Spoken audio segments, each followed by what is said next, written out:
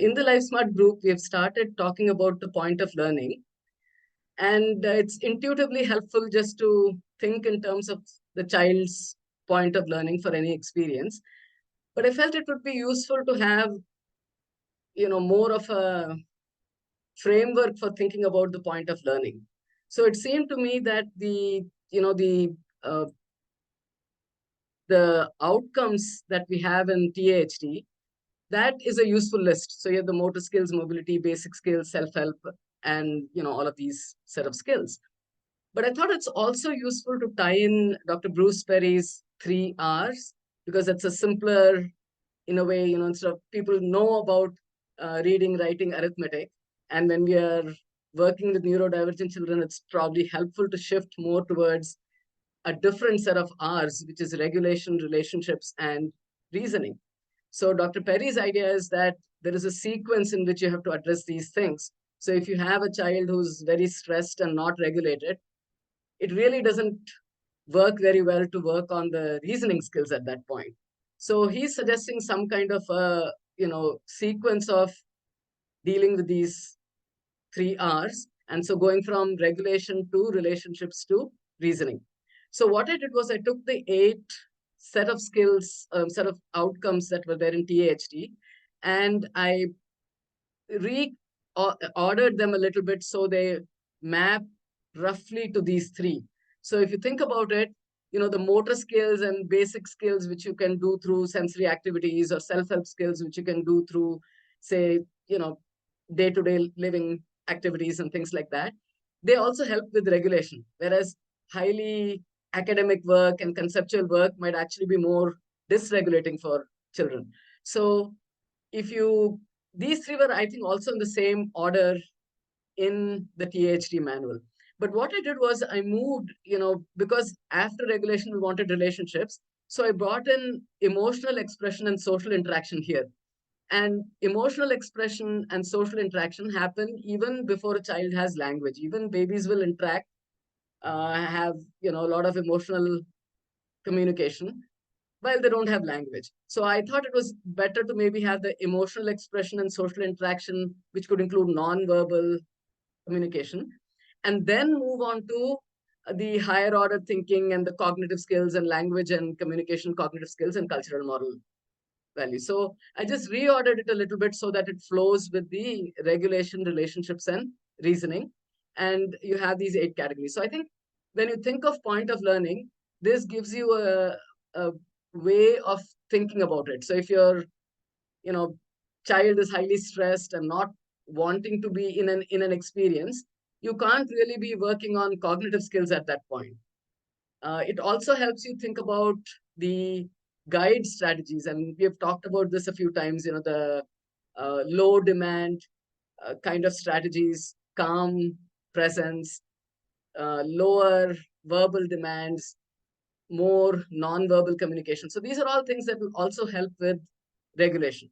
So if you think in this order, I think you also can think in terms of what is needed at different points. So a child who's highly stressed and dysregulated, you don't really want to be telling them the story and asking them a lot of questions. That's probably not where you want to go.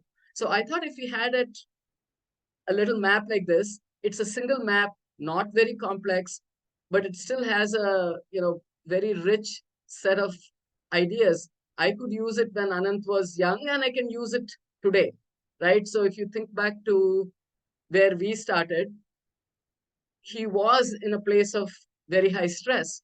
And we realized that the way you were doing the other, especially with the smile and all of that, that was really helping with this process. So we had really backed off of, we're not really working on too many dance pieces, but we were really focusing more on the adavers and, storytelling at that point. So what you're doing, the flexibility of THD, so even though it was a Bharatanatyam class, we have changed the mix of experiences based on where Anand happened to be at a given point in time. So one of the things I thought was, for something like the Balakendra, when you have a group setting and you have multiple students, it is not as easy to adjust instruction to a point of learning because it's not one individual, and you're also in an online setting where it's a little bit harder to find that point of learning. So I feel like that's where the family immersion is powerful. So you can more or less deliver according to a curriculum, and the parent is there, you know, bringing that lesson towards the child's point of learning, both in the class and beyond the class. So I feel like this kind of a framework can also help us think about what you're doing in the Balakendra. It's also a tool that we can use to talk with parents, because in any Balakendra experience, you're not just addressing any one of these, right? You're going pretty much across a range of these outcomes. So when you tell a story, you are, addressing language and communication. You're addressing cultural and moral values. You're, addressing cognitive skills. So I think it might be helpful for parents to have a tool like this so that they can think a little bit about the Balakendra experience and think about how they're going to take it forward with their children, and also how to scale it beyond those lessons. So I think of the Balakendra as a sort of a place where they get an opportunity to have those experiences and play with some of these different outcomes. And then that can be taken to other things and other experiences that the parents are having with their child. So I thought this could be a useful framework for us going forward, but also for other parents. It's like a single page, and not that hard to understand, but it gives a point of reference for the parents. So that's what I've been working on, and I don't know if you have any thoughts on that at this point. So Yes, this looks very, very beautiful.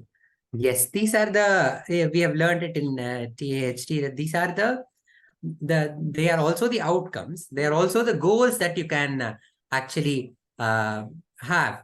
You can either have a motor goal, or you can have a basic two, where you can have that goal in your activity to deliver to. But the thing is, we find that in THD, if you have one goal, our goal was motor skills in Adavus, but all the other the emotional expressions, the communications, the cognitive skills, and cultural and moral values were added to it. So the basic goal can be one of these, but the others can actually add on as secondary goals that will join in our activities in TAHD. Yes, and this looks very, very comprehensive, very beautifully done. So I was thinking the same thing, and that's partly why I wanted to do a map like this. Because even though when when I think that's part of the essence of this holistic approach, because my primary focus may be motor skills, but just because of how you are doing it, a lot of the other skills automatically are also being addressed. So I feel like if parents looked at something like this, they can think about what exactly is happening in the Balakendra experience.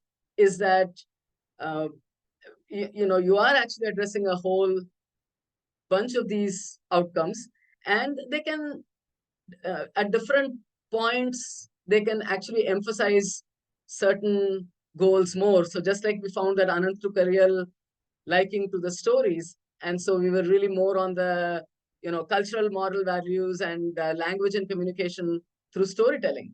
So we really had moved away. We were not emphasizing the motor skills and the dance, and for several months we were more on the 6, 7, 8 area. And now we've come back more to a motor skills focus, and after he's done those 3 performances and so on. So I think with the THD you also have that flexibility of shifting your focus. You're still having that curriculum, you still have the structure of the curriculum, but you've been shifting focus in terms of the which outcomes are being emphasized more at certain points in time. So I thought that also is something that parents can think about, that if they look at this, they can see, okay, we are doing this activity, but where are we going to focus more? And the other thing I thought was, from a guide perspective, to adapt the instruction, because we talked about this earlier. So, by definition, the Balakendra is addressing the cultural moral values and some of these language skills and so on. But for the neurodivergent learners, there was a need to have more of a movement component. And you also have to think about how many people are going to orally express themselves and how many are going to express in different ways. And that also helps, I think, a tool for guides as well, I think, to think about it this way. And I think going back to the 3 R's is helpful too, to realize that, this is not something we think about on a daily basis for neurotypical children. We kind of take it for granted that they're going to come to class and they're regulated. They know, they're going to stay engaged with the lesson and so on. But we cannot always make that assumption with the neurodivergent. So I think making this 3 R's explicit can also be helpful, I think.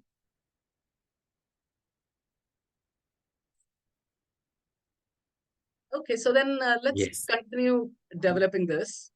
And what I was thinking was we can actually map the different, when we share the different videos, we can use this as a, as a reference point to think about the video and the activities. So we can, if we consistently use one, then they have a way to make sense of any TAHD experience with this map. Usually in our lesson plans, we used to have this basic goal, and we write teaching directionality or something like that. But with that, we should have the secondary goals, and we have many secondary goals, and a few of the second. We can't. There are some new goals also which may be attained, which we may not understand at the beginning of the lesson plan. But when you see the outcomes, you find that okay, there are so many other things that they have already accomplished by doing this lesson plan. So we can do it like that. We can start with that, and then we can have a few secondary goals that we can achieve, and then they can explore further. So I'll try to explore this with the group too and see, when we do the Balakendra, we have one of the videos and we can maybe look at it with reference to these set of outcomes and see where that goes. Thank you. So we'll continue developing this and the rest of the materials. Okay, so let me stop the recording.